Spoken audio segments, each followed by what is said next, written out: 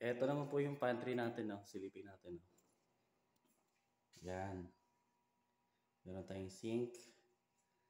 Dito banda maglalagay tayo ng dispenser, ref. Yan. Ito yung cabinet natin, no?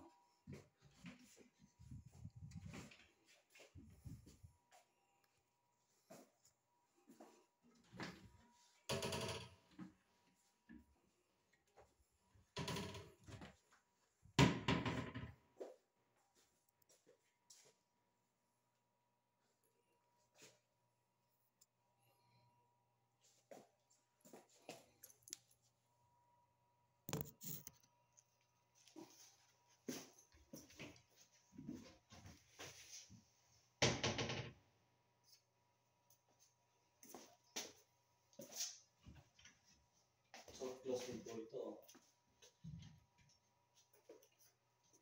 Ang ginamit po natin dito ay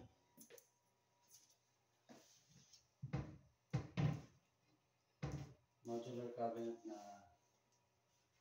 marine, yung white.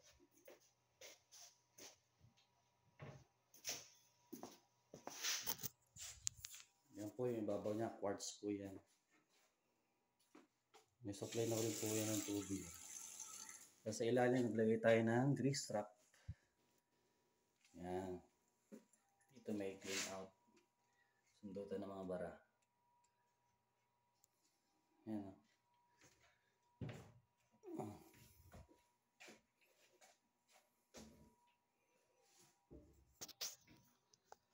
Yung wall natin yan, stuko rin yan. Okay, yan lang po.